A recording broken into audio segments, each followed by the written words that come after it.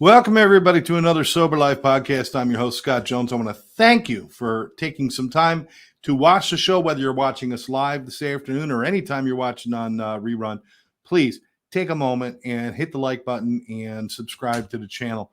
And please don't forget to share this with your friends. Also, leave your comments. Whether you're, if you're live, then we can answer you right live. But if you leave a comment afterwards, you have something you want to say, we read those comments and we like to bring things to you. If there's a question, or maybe you want to be a guest on the show. This is all about sober life, and it's about change. We deal with mental health, we deal with trauma, and we deal with, obviously, addictions and alcoholism. And you don't have to have your own personal story, but if you're involved in helping people, or if maybe you come from a family that has had addiction problems or mental health issues, please jump on and share your story with us and share your journey. And that's how we all learn from each other. And that's what this is all about. Today's guest, this guy, I've been meaning to get him on the show for quite a bit of time. We met a few times, and more importantly, just this last spring, we spent a great deal of time together at a conference. And his name is Frank Galimidi, but he's just one of those guys that you just want to stand and talk to. That's the great thing. He's got a good story. He and I got a lot in common as far as what we like with art and music and everything else. But he works with Sunset Recovery and the Sunset House, and we'll talk all about all of that. But he's, like I said, he's just the guy, when you meet him, you want to spend time with him and talk to him. So I'm very excited to have him on the show. So, ladies and gentlemen, here he is, Mr. Frank Galimidi. Frank, how are you? I'm doing great, brother. How are you? Dude, I'm doing awesome, and I've been dying to have you on the show. And like I said, we spent some time. We got to talk especially during the last conference in the spring. We spent some good time together, and we got a lot in common, right? Oh, absolutely. Art, music. You got my buddy Eddie Van Halen right behind you. God rest his soul. That was my idol for pretty much my entire life, and so that's. It's actually very comforting to see him right behind you. Well, it's got hope behind me, but yeah, always been one of my favorite go-to songs in the mornings when I want to get motivated is Panama, which is I believe one of their best songs. But sure, 1984. And then he married Valerie Bertinelli, which she was my childhood sweetheart that the one, my dream. And I love one her. Day at a time, right? So I was like, man, I got the greatest girl in the world and the greatest music in the world. Put them together, and what do you got? But beyond that, we'll talk music. We can talk music whenever and stuff, but we can keep going on that. But Frank, you yourself, obviously not from here, and it's in your voice. I'm sorry, you still got the Brooklyn in your voice. Yes. You fell into addiction like many of us. As were you young when you did it, or very how old very young guy. Teenage years. I also, and I didn't know it as much at the time, but I was raised in a family where there was a lot of addiction around. Both with my parents and my grandmother. But it kind of seemed normal at the time because it was all I really knew. And interestingly enough, it's funny that you have the Van Halen picture behind you, and that was like what I thought things were supposed to be. You talk about the Panama video, and I'm thinking about Alex Van Halen swinging over the drum riser with a beer in his hand, or Michael Anthony's Jack Daniel's bass, and all that kind of stuff. And that was what I wanted, and I thought that was really cool. And I was a guitar player and all that kind of stuff. But with that being said, I also had a horrible anxiety disorder and depression as well, and was very, very isolated guy by my own doing, because I really was afraid to interact with people. So I think it's funny now that I speak for a living. But with all that being said, I was paralyzed with fear and insecurity for so much of my life, and alcohol really became the social lubricant for me. The association between I could have fun and enjoy myself around other people, and and alcohol went hand in hand, and I really didn't know how to do that without that. So that was a very early part of my story, and fortunately I was able to get sober and learn how to begin to manage my anxiety and depression, and it was really a journey. I did a lot of it, during my college years, that I really, kind of got involved in getting sober. And that's a weird environment to kind of go through that, when everybody else your age, that's when they're really first kind of starting to do that. And I'd already kind of gone through my rounds with drinking already. So there's a whole sex, drug, and rock and roll vibe that some people fall into, and it's just like it's not even like a question of whether this is right or wrong. It's just a question of, isn't this just what I'm supposed to be doing? I mean, didn't it feel like normal, even though it did. It did. And because all the times that I was doing it were associated with good times, it felt like it was the right thing to do until it didn't, for a lot of, for the same way it is for a lot of people, where I became dependent on it, and that was a scary thing, because then you start doing things that are out of your character. I was a smart kid. I did very well in school in spite of my issues, but as opposed to it being one of these things where I became initially more outgoing, I instead became more isolative and would fly off the handle, angry, and all those kinds of things. So a lot of suppressed feelings and stuff that I had experienced, from stuff that I'd gone through my childhood, would come out when I was drinking, and I became not such a nice person. And I wonder if that's why I like the Hulk so much, because a lot of the repressed like feelings me when I'm and all that angry, kind of right? stuff, because I'm pretty mild mannered, in general, but with alcohol in me, I'm very uninhibited, and I could be pretty angry, and that's something that I, thank God, for years and years and years, nobody has ever had the opportunity to see anymore. And I being quite honest with you, I think doing this for a living, working with clients for a living and working in treatment for a living, and as something that really became such a big passion of mine, that I wasn't willing to give up doing this for alcohol anymore, right? And being quite honest with you, Scott, it was never really the intention for me to be an addiction counselor. I went to school and I wanted to be a school guidance counselor, because I really, at that time in my life, was looking for somebody to talk to. And I really wished that I had somebody that I could kind of identify and relate with and let them know what was really going on with me. And I really didn't feel like I had that. So what I wanted to do is to go work with teenagers in school and be a younger guy that could identify with a lot of the things that I think a lot of us deal with, as adolescents, insecurity, social anxiety, feeling like you don't belong, feeling like the outcast, and all that kind of stuff.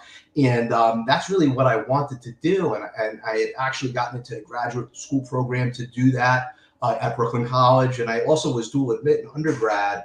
I want, to be a PsyD, psychologist, but I didn't have the money to do that. And I ended up going on, I was talking to my grandmother one day, who was in the program for the last 13 or 14 years of her life, and big part of my story as well. She's my angel, and she had said to me, Frankie, why don't you? I know that you need to take a job because you can't go to school right now, and you need health insurance, and you don't really have any money, and I just moved back to live with my parents again, and why don't you go work? Why don't you see about becoming a substance abuse counselor? And I went on this job interview at this place called Phoenix House in New York, in downtown Brooklyn, which was, like, at that time, I don't know if it is anymore, but was one of the largest nonprofit treatment centers in the country. And it was primarily, at that time, the facility that I was working at was criminal justice population, mandated population. I went on this group interview, and I was the youngest guy by far, and I didn't think that I was going to get the job. And I got fortunate. They liked me and they hired me. And it still blows me away that 21 years later, I'm sitting in this room talking to you on a podcast, because I didn't think it was possible. I was just looking for something, something to get my foot in the door somewhere, to try to make a difference somehow. Frank, let me ask you though. You kind of open a door to who you are. Yeah. Here. Even before you dealt with your own addictions and everything else, you had this mission to help people through the schools. It was like looking at something and identifying there's a problem here. There needs to be more communication, more help, and more this, and you wanted to fulfill that. So when you got sober and through your journey of recovery, did that kind of thinking shift to the recovery industry where things there's holes, we got to fix some things and we got to do some things differently? Did that motivate you as well? Yeah, I think so. I think that, as I started to reflect, even when I was in school about, you know, what I wanted to do and what I wanted to focus on, even as a guidance counselor, is like at-risk youth and things like that. Because, I think for most of us, there was a lot of people in school that were partying, and there was people in school that I know had issues, like me, but I kind of was, on the DL about it, but I really wanted to be able to be somebody that somebody could confide in, that they could say, hey, you know what? Somebody out there really gets it. Because I think that when we're in the midst of our addiction, we really feel like, even though intellectually we understand that other people are going through it too, we still feel like completely all alone, that nobody really understands how I'm feeling. People are telling me, well, why can't you just stop? Or why are you so anxious? Or your life isn't that bad, and all this kind of stuff. And they're trying to help, but that's really not what a lot of people want to hear, or they feel like they need to hear. I just wanted somebody to listen. I wanted somebody to listen and to not judge, because I always felt like the guy, 17 years old, sitting in my room on a Friday night, listening to music, wondering about, like, why can't I be out there having a good time socializing with people? I'm sitting in the room depressed by myself. Does anybody else feel that way? Right. And when you start taking a step back, and I think for those of us that are clinicians, we all do, we realize that that's so much more of the problem than what the alcohol was. That was just the way that people deal with it. That was just the way that I chose to deal with it. So early on, especially once I got into the field, I started to realize how much, even though these guys' demographics were different than mine, and they were a lot older than me, and I would sit back and listen to them. And this is a different time in treatment, Scott. This was 2003, and at that time, it was a lot less professional field, being quite honest with you. The majority of the people in particular that are working in nonprofit treatment centers, they had just graduated the program, and they said, hey man, you did a good job, like, you want to come work here? And they'd be counselors. They really didn't have any clinical training, and I did have at least the undergrad training, and so me coming in it from an approach where, hey, I'm going to listen to you, and it's not just I'm going to tell you what I did to get sober and you should do this, but I'm actually going to try to listen to, like, your background, your story, where you came from, how you feel, and try to empathize with you and kind of see and show you how this kind of transitioned into you using addiction as a coping mechanism. I think for a lot of these guys that I was working with at that time, they're like, wow, nobody ever did that before. They just looked at me as a jailbird that ended up in treatment as opposed to being incarcerated. So it helped me really kind of establish a rapport with them, because nobody had ever listened to them before. That's interesting. I mean, you're talking about things like personalized and individualized care before it became a popular idea. Yeah. And even as a popular idea, most places fall short of doing actual individualized care because, you might sit down and talk to them for 5 minutes and think you know them, but you're still just throwing them into the mainstream cattle trough of groups and everything else that everybody else sits in. And so even if you do have information, you're not utilizing it. And I know that's changing for some, but not for all. When you got sober, what was your process? Because like you said, back that long ago, 25 years ago, the face of treatment looked a lot different than it does now. So did you go into a full program? What did you do? Yeah, 10 months, you do 10 months inpatient, and, and I came out, and, I didn't have money. 10 months. 10 months, yeah. You said? Yeah, protracted treatment. And you sat through that. That's crazy. Yeah, like, what else are you going to do, right? Yeah. I mean, because, at that time, it wasn't like it is now. There wasn't one of these things where there was that many options and that much choice, right?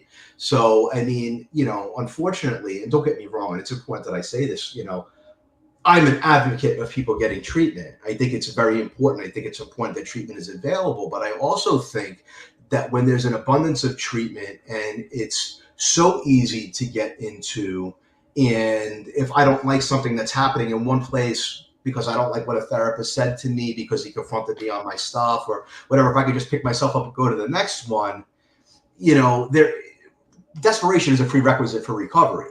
And if I don't have a choice,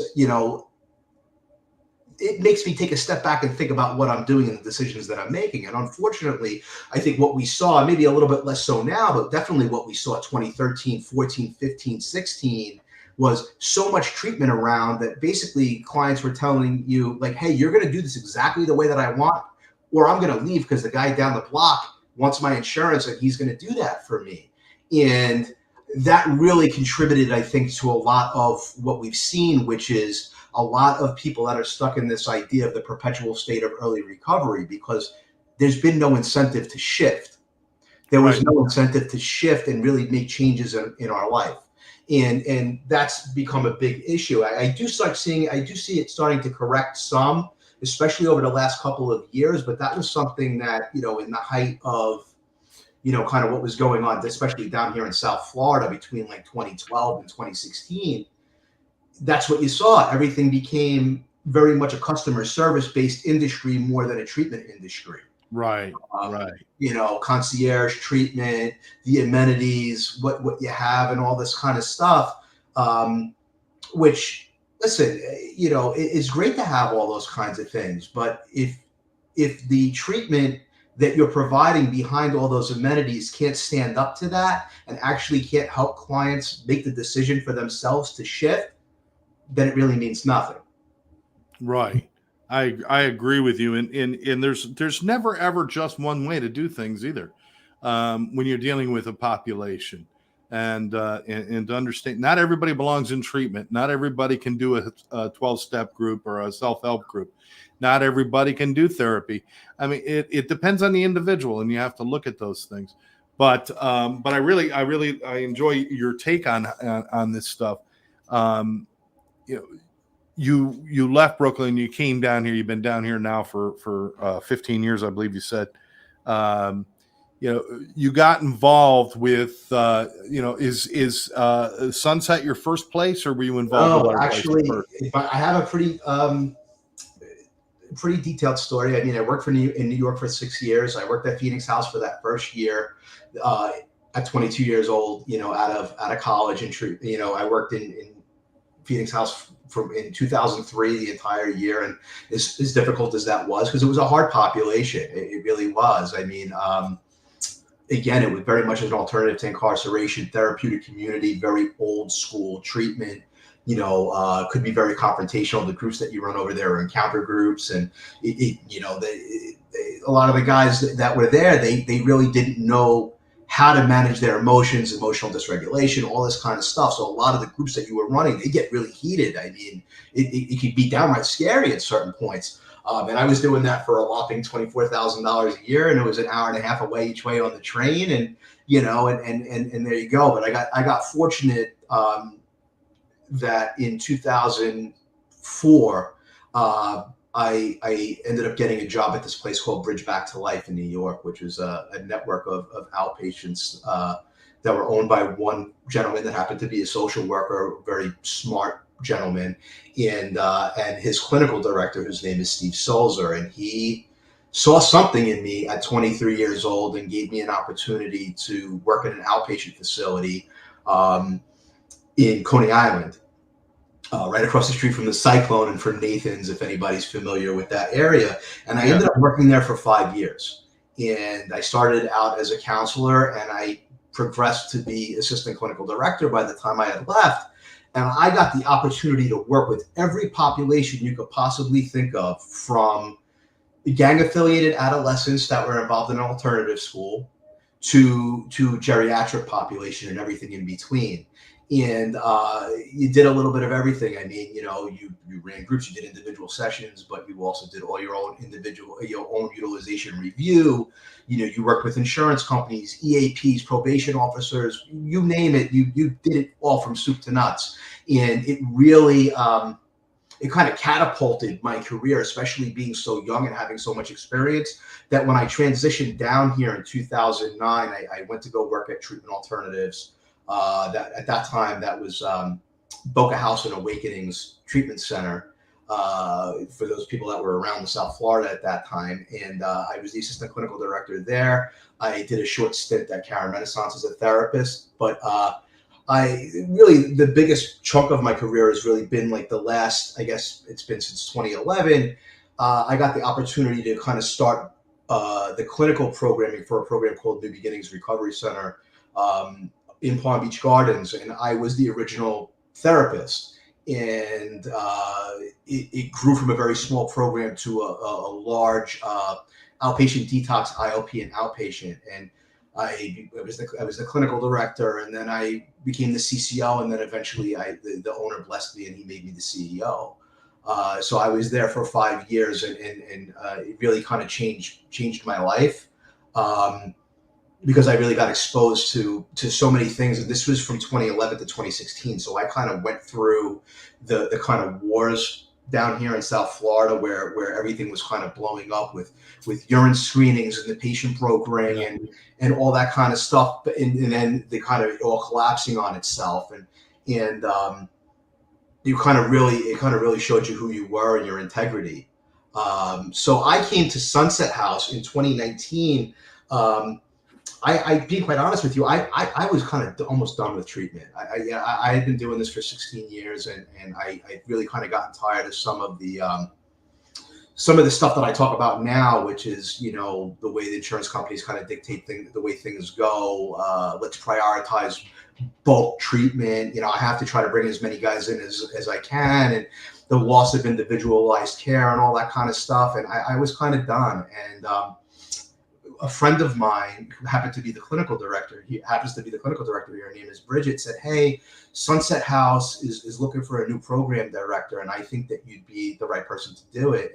And I knew of the program. It's been around for 28 years, 501c3 nonprofit. And it was kind of like one of those programs that always kind of flew under the radar. The people that were in the know knew that it was there and that they did really good work, but they kind of stayed out of all the nonsense. So I came in and I met the executive director, Mike Gordon, and he basically gave me an opportunity to kind of reshape the clinical programming of what Sunset House was and is. And I've been here for 5 years, and I can honestly say this, you know, and it's not just because I work here, it's been the best 5 years of my career. And I make less money now than I did and all this kind of stuff, but we're a small 34-bed extended care program, and I have a small IOP program now, the Meadows Counseling Center that opened up 3 years ago. But what I get to do here is something that I was not able to do anymore, which is to actually provide a protracted extended care program for people where I get to see people practically apply skills, recovery skills, coping skills in the day-to-day world. So I know that when they leave, they have the skills to stay sober, not just to bounce back into another treatment center. That's a different animal that you're talking about now, because you've been in the treatment centers where, okay, we've got them all locked down. I mean, they're not locked up, but they're all in a safe place, and their only function is to go to groups, go to therapy, do their thing, get a dinner, go to bed, wake up, do that. They don't have any outside distractions or stressors, if you will, or at least not many. So to actually be working on the side where, okay, now they're going out there and trying to live while they're getting the clinical help. That's a whole different animal, isn't it? Because like you said, you get to see them go out. It's not just, talking to them about going to work every day and doing your job and taking care of things. You actually get like real feedback, real life going on. That's big, right? I always say it like this, instead of it being hypothetical, it happens in real time. So I call my model the in vivo treatment model. It's happening in real time. It's happening right in front of us. And you don't see that much of that anymore. I mean, outpatient treatment back in the day used to be outpatient treatment, and people would come back with those things and maybe into a group, and I know that you know this from being up north. Sober living down here is a lot bigger than it is up north. There isn't a lot of sober living in Philadelphia. There isn't a lot of sober living in Brooklyn. The guys that I used to work with at Bridge Back to Life, they'd come sit with me in a group, and then they go back home and walk into the projects, and guys be going to pass them a blunt. I mean, yeah. There was no sober living. I mean, I was basically kind of trying to work against the culture that they were, involved in. But with all that being said, there's an opportunity down here, for people to be able to go out there, and this is what we really focus on here. The catchphrase here is, and it's funny, the clients sometimes get annoyed, but they get why we say it. Job, sponsor, home group, right? Go out and get a job, get a sponsor, get a home group, and learn how to set, and we're going to work on teaching you how to live a sustainable life in recovery outside of these four walls. I don't want good clients.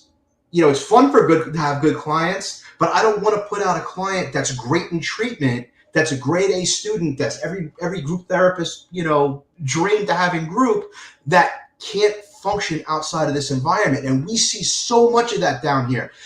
I've been down here for 15 years, and there's clients, I've probably worked with 10,000 clients since I've been down here, and I've had very good relationships with so many of them. It bothers me when I see them again.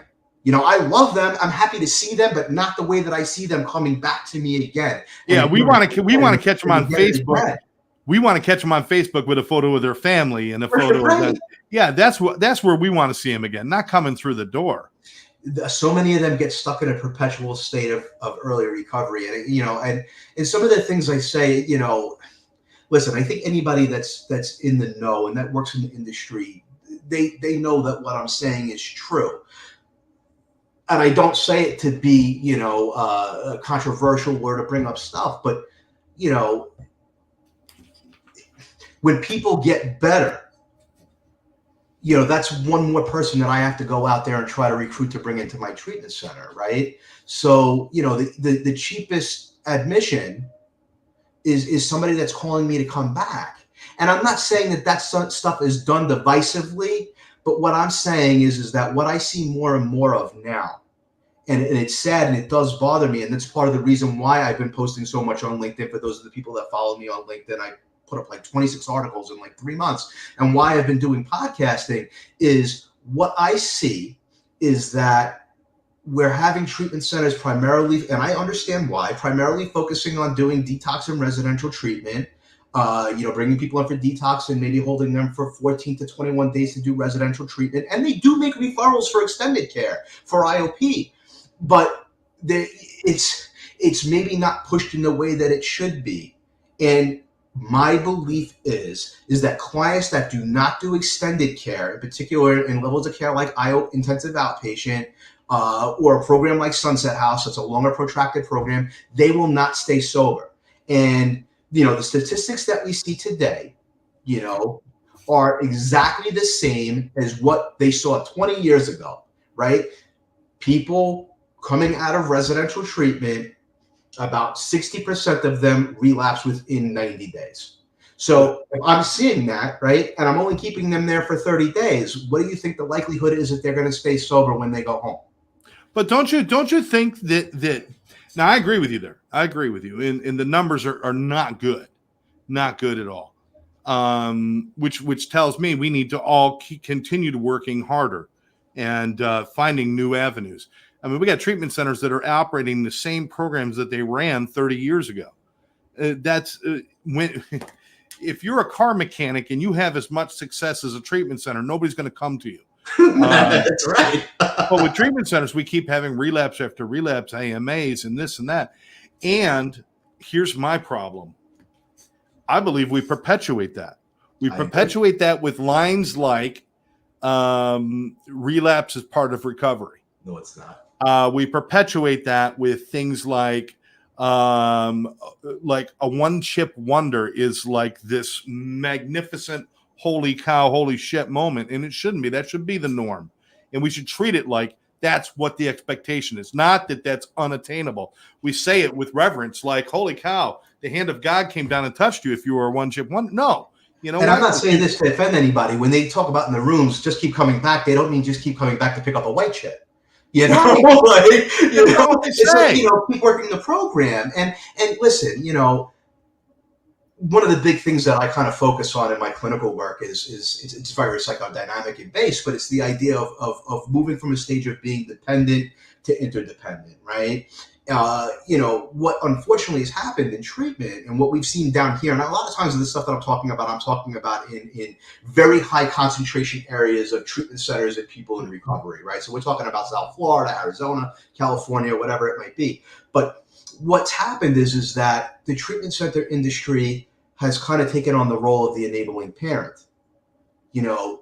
just keep coming back into treatment. And unfortunately, what that does is it reinforces that clients are incapable of getting better.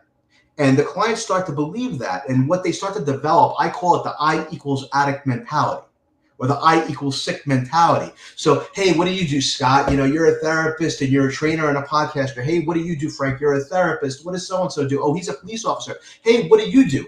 I do treatment. I go to treatment. That becomes people's identity. And we see a lot of that down here. The perpetual state of early recovery. I just keep coming back. I'm always able to get 6, 7, 8 months and things get very overwhelming for me. And I really am getting better. And I'm afraid of what it might look like to not be sick anymore and the expectations that go along with that. So I know that I can pull the ripcord, and as long as I still have insurance, I can go back into treatment. And we see a ton of that. I love what you're saying.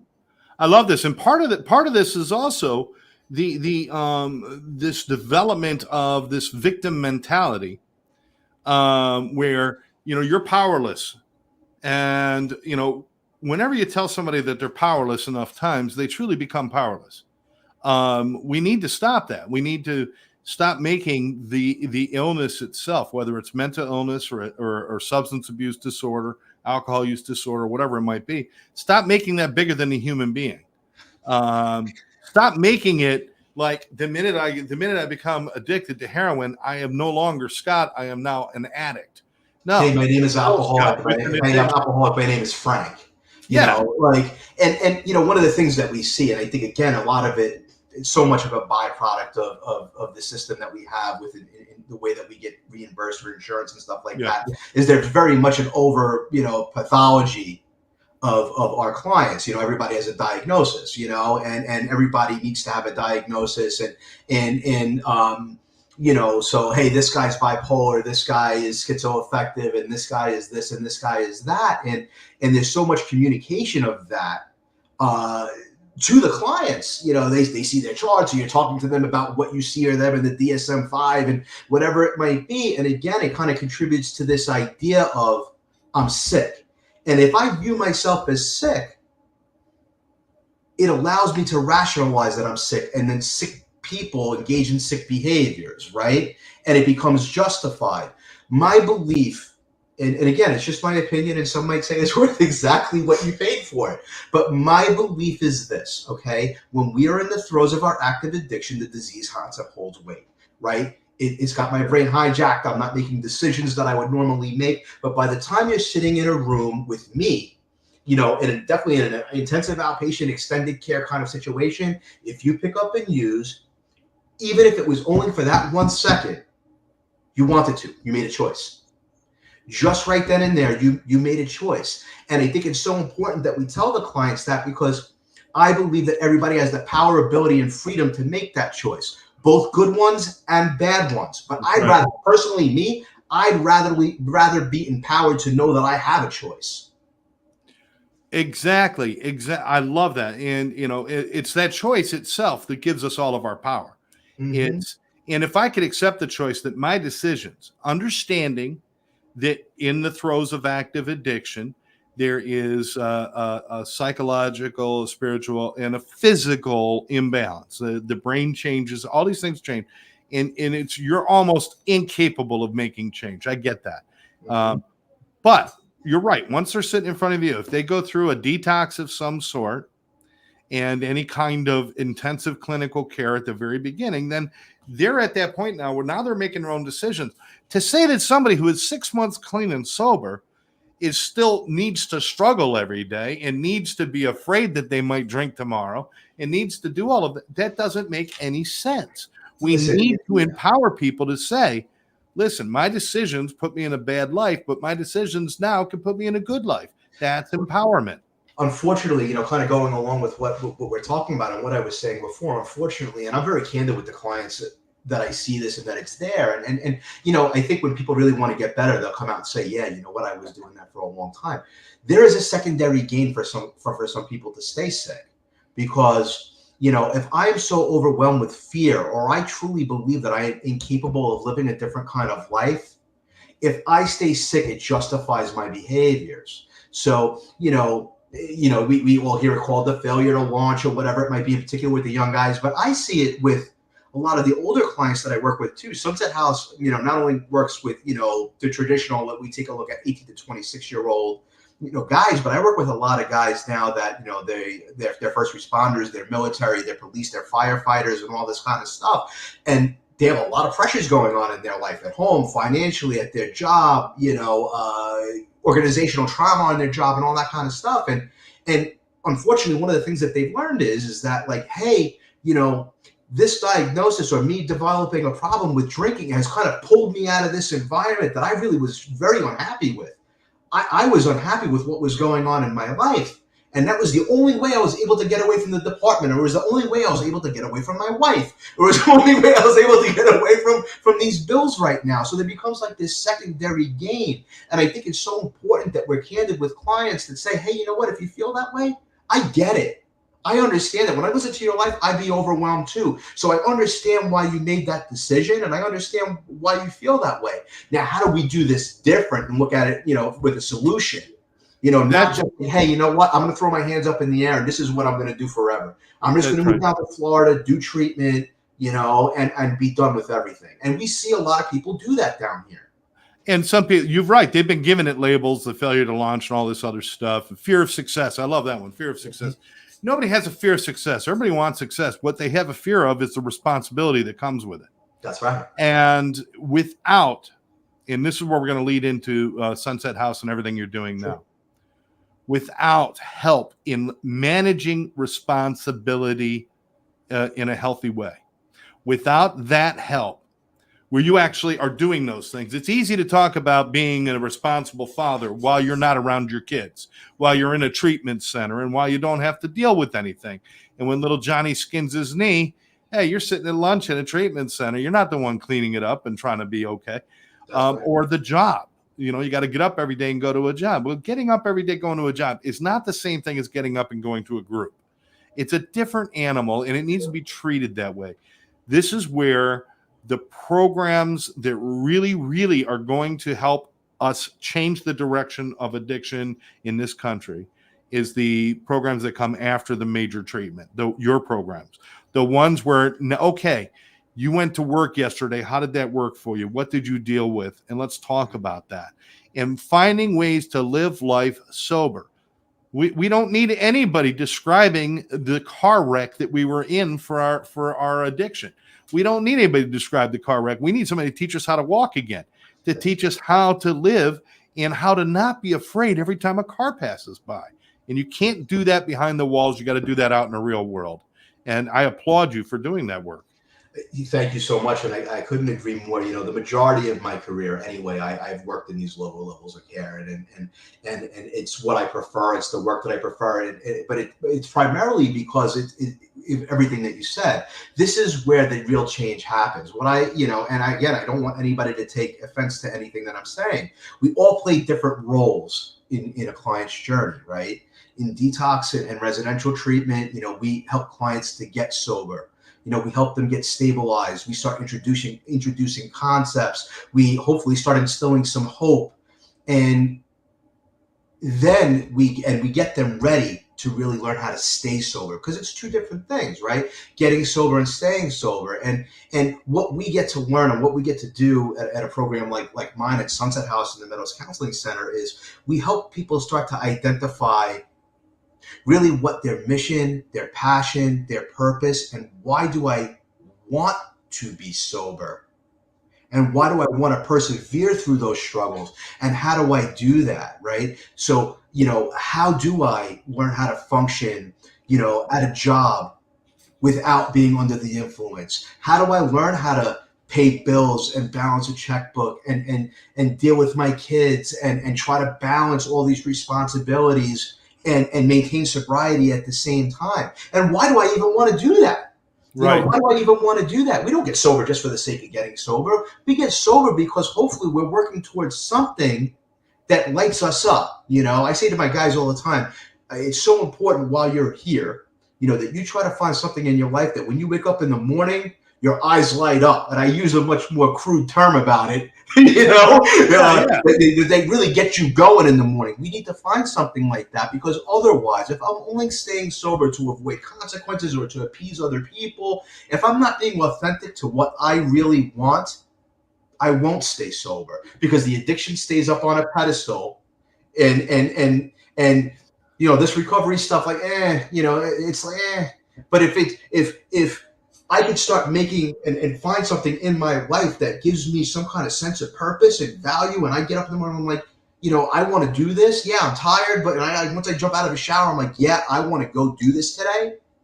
It becomes so much more meaningful for you to put in the work that it takes to do what we need to do to stay sober, right? Well, so many people walk out, they hit the streets, and they're like, I don't know what I'm going to do. I guess I'll get a job as a waiter so I can pay for sober living. And then beyond that, I got no idea, because they never had a chance to explore themselves or to really think about, you're right. If what you do for a living doesn't light you up, change it, do something different. If you want to blame somebody, look in the mirror. Why are you doing it if it doesn't excite you? Exactly. Or like what you and I have done, we have hobbies that, besides just our work, that, really, give us some kind of sense of joy. Your artwork, me with comic books or music or whatever it might be. Those are things that I look forward to in my day that are not job related, that give me something that feels good. And so many of these guys, and I say men because I only work with men at Sunset House. Obviously, I've worked with females throughout the rest of my career. So when I say guys, I'm not trying to be offensive to anybody. But so many of these guys, they don't even know what they like. They haven't had an opportunity. I date myself a little bit when I say this, but I've been doing this for so long. But I used to say to a lot of the people that I work with, like, hey, some of you guys started using so young. You went from playing with He-Man dolls to heroin, or from Barbie dolls to benzos. Like, you never learned how to be an adolescent, let alone an adult, without using. So what I get to do in this at this level of care is really help the clients figure out what truly is going to make them happy, and while they are going through struggles, help them manage that. I want there to be some adversity where they're here. They're going to have adversity while they're here. They're going to have a disagreement with their parents. They might have a breakup with a girlfriend, because we all know that they're going to date, right? Even though we sort of say in the room there's no dating for the first year, eventually a lot of them, especially the younger guys, they're going to date. The only ones who like that statement are the married ones. They call their wife and, listen, you can't freaking call me for the next year. Leave me alone. Yeah, but so like, I want those things to happen while they're here. Yeah. I want them to go through adversity and see that the feelings that are associated with those events are not going to kill them, right? And that, because that's what they felt before. It's either this feeling that I have is going to make me die, right? Or I'm going to go get high or go get drunk right now. And they need to be able to experience all that stuff with support before they transition completely out of a therapeutic environment. Now, if people do that, the likelihood is that they will be able to pick themselves up and transpose a lot of the stuff that they've learned into their own apartment or back into their house with their families, with their wife and their kids and all that kind of stuff in a much more successful way. What we see instead is 90% of clients, and I go out there and I run aftercare groups for a lot of treatment centers, and I don't talk about Sunset House. It's just the importance of doing extended care.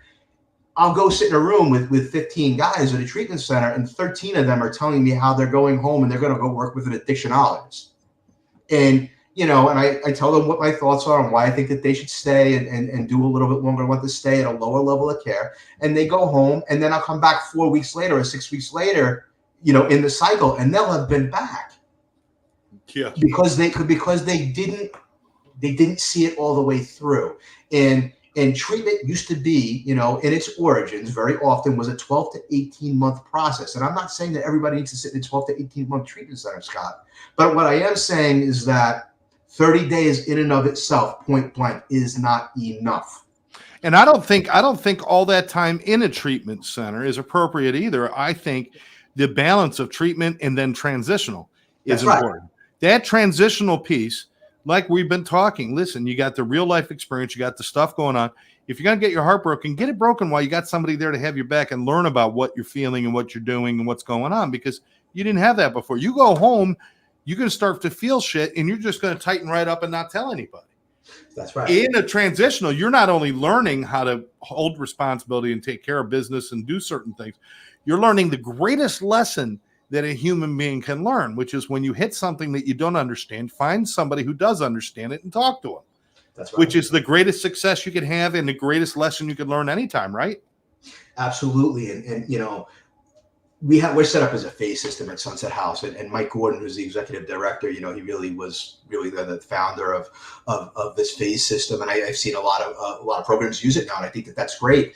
In order for our guys to progress, Sunset House is designed for the clients to be off campus. They live here, they're off campus all day. They come back to do groups at night or they do their individual sessions. But in order to progress, in order to be able to start stepping off campus, they have to have what we were talking about before, that job, that sponsor, that home group, that foundation of what a healthy life will start to look like.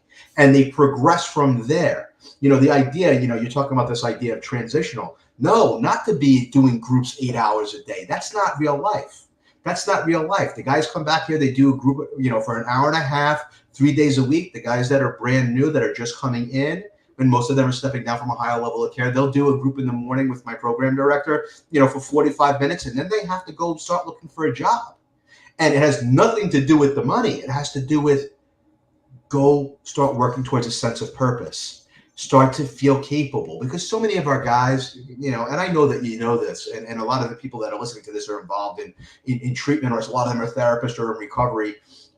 So much of our guys' stuff is happened so far before that they started using their feelings of incapability. I'm not able to take care of myself. I don't know if I could hold a job. I don't know if I could do all these things. And it's so important that they see that they can. And that they start to build that momentum and that confidence in their ability to do these things, and put things into their life that they want to hold on to, that means something to them. And to me, it's the coolest thing, to see where somebody comes when they're coming directly out of like a residential treatment to me, a 30-day treatment to me, where they start and what it looks like when they finish and they're sitting in front of the whole community getting coined out. Because I know, and all the guys that are sitting in the group with them know, hey, this guy's got, 8-9 months sober. He's got a savings account. He's got some money. He could pay first-class security and buy furniture for himself. He's actually able to transition into a real life. Not, hey, he's just going to move out and go to another halfway house, right? There's a difference. There's something to aspire to. And that's what we really work on here, at Sunset House. So many of the guys that work here, including the executive director, were clients here. He's been here for 24 years. And they went through this program, and it works. It's a dying breed, and unfortunately, the insurance industry, it's kind of relegated to second-class citizen. It's not prioritized, unfortunately. I think it should be, because I think if more people went through the full continuum, we've had less people going back into the higher levels of care that are super expensive, like detox and res. But what happens is, and we see, and I don't know if you notice this as much, I think you're in Broward, right? But there's a lot less intensive outpatient programs, standalone intensive outpatient programs around than there ever were before. And that's because it doesn't reimburse very well anymore. It doesn't make a lot of financial sense for a lot of treatment centers to run it, because it doesn't support the infrastructure of their programs. They can't support paying their staff.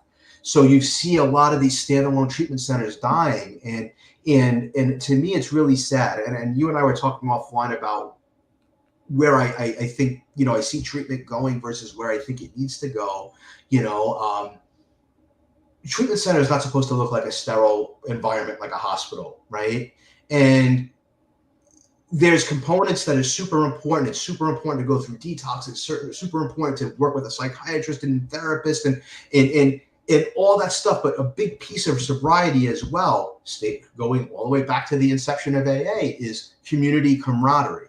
And I see that, especially over the last 4 or 5 years, kind of going by the wayside, because the behavioral health space is turning more into a medical model or a hospital-based system. And I think that the clients are missing out because of that. I really feel like the clients are missing out because of that. It's fine. If you want to make it a medical-based idea, then insurance companies should treat it like that. You don't give somebody a surgery on their knee without the follow-up rehab, without the rehabilitation. Because if you just do the surgery on the knee and the insurance company pays for it, and you say, okay, go on, just be careful, that's all you're going to give them. They're going to be going up and down the stairs. They're going to hurt their knee again. You're going to be doing another surgery.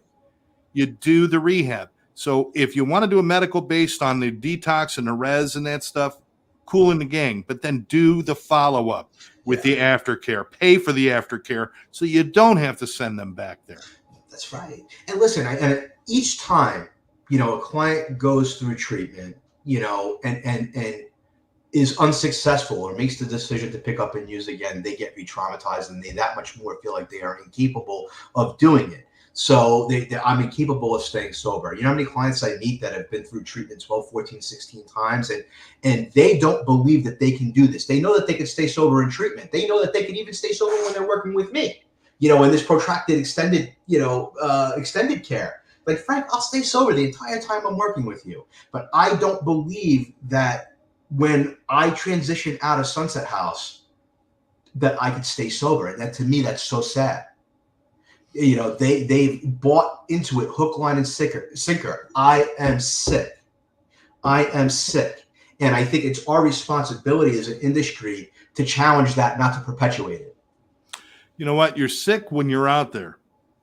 Then when it expels from your body, when it is gone from your body, and you start to do, take care of yourself, then you are no longer sick. But then you do things so that you don't have to get sick again.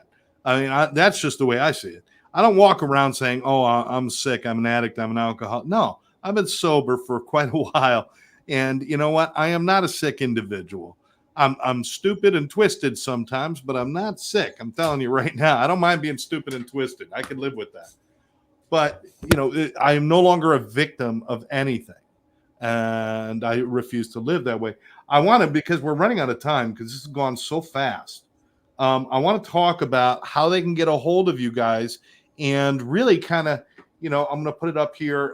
This is about Sunset House, and you can learn more at sunsetrecovery.org, or give them a call at 561-827-7401. It's right there on your screen. Tell us who should be looking into your services, and what should they do? Sure. So typically, clients enter Sunset House in one of two ways. If somebody is not in need of detox, is looking for a longer term program with housing that's affordable, and they really truly want to get sober, we become a very, very good option for somebody that's been through a lot of larger treatment centers and is very much looking for a very individualized program. As I said before, Sunset House is a 34-bed program. Will never be any bigger than that. It's been the same size for quite a long time. I do have a 10-bed intensive outpatient, literally 10 beds, intensive outpatient, and that's it. And it's not, there isn't plans right now for it to become any larger than that as well. We're a small staff. It's very much the old school treatment center. It's very mom and pop. I'm the CCO, but I run groups. I still carry caseload. And then I'll just finish the session, and then I'll be on a podcast with you. It's designed to be that way. It's supposed to be a tight-knit community, and that's really what we focus on very much over here. Very much for those of us that were, that had been through sober living facilities, maybe 15, 20 years ago down in South Florida, where there was a lot of camaraderie around and a lot of, fellowshipping and people going to meetings together and all that kind of stuff. That's still a very, very big part of our program. The clinical is great, right? The clinical here is great, but being with other people that are trying to do the right thing is so critically important to people's sobriety. I very much believe it's a united we stand, divided we fall kind of process. We also work a lot again with first responders at the Meadows Counseling Center. And that is a small, I only have 6 beds for first responders, and it's designed to be that way.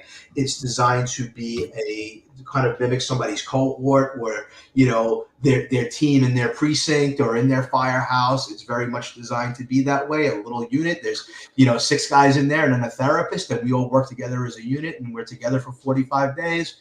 And hopefully the guys get to kind of transition back to work.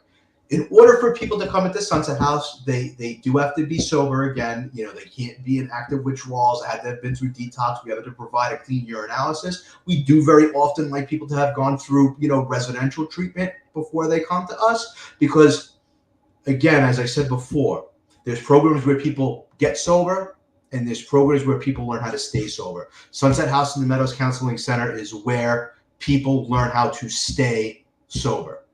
We have a YouTube listener who just wanted to share a comment saying, great guest, very interesting conversation. Thank you. And thank you for taking the time to watch the show. We do appreciate it. I think it's something that people need to check out. And I think it's something that we need to start paying a little more attention to, these transitional living situations and how important they are in the process. Everybody needs that coach. Listen, the world is all out there looking for recovery coaches. They're all out there looking for somebody to be their financial coach and their weight loss coach and their guru for this and guru for that. Why don't we actually take it back to where it all started with when you're going into a new situation, which is living a life in recovery, living a life clean and sober. Bring somebody along with you or work with people who already know the way so that you could do it better. And that's what you're all about. I want people to really, really take a look at your place. If they gave you a shout or went to the website, would they be able to talk to somebody and learn more about you? Absolutely. That number that you put up, that 827-7401 number, they'll speak to Jeffrey, who's the director of admissions and of operations here. He's very involved in the program along with me. And you get asked to speak to me personally. There is no big eyes and little U's here. We're all active, all hands on deck. We all work with all the clients. We're a staff of like 14 guys, and we all work hands on deck with the guys every single day, including the executive director. So that's the kind of program that we are, and and it's our pleasure to do it. We get to see, and it's been the biggest pleasure of my life. We get to see real change. Yes. Real change. Guys come in one way and 6, 7, 8 months later leave a very different way. A lot of the guys, regardless of how old they are, they come in as a kid and they leave a man. And they're not going to be all fixed, but they're going to be able to handle themselves when they leave Sunset House. Frank, I think you know somebody named Janine. She's saying, excellent, Frank, so proud. That's my mom. My mother usually watches all of my shows too, and she texts in. This is one of the rare occasions where she didn't. But anyway, Frank, I am so glad to have you here. We'll remind everybody, please check out Sunset House. It's sunsetrecovery.org is where you want to go to on the web for the internet, and 561-827-7401 number to call so you can learn more about what they're doing over there. Maybe get a chance to meet Frank and take a look at his great artwork behind him and the Marvels and the Hulks and everything else. But it's all about. Up and I brought you around my room, Scott. There's Funko Pops everywhere and all kinds of stuff. Tell me you got a guitar in there somewhere too. No, I actually. Well, I have my little mini Eddie Van Halen guitar replica. Okay, close enough. Close enough. I'm a guitar man myself, so I'm all about it, brother. All right, Frank, thank you for taking the time to spend time with us, man. It's been great. I appreciate it. Thank you. Frank, I'll have you back sometime. All of you out there, thank you very much for watching the Sober Life podcast. This podcast brought to you by Sober Life Studios and, of course, One Brother, One Sister, onebrother.onesister.org if you want to get involved and donate to help first responders with trauma, addiction, and mental health. But for me and for Frank and for everybody else here at the Sober Life Studios, thanks for watching. We'll catch you next time. Bye-bye now.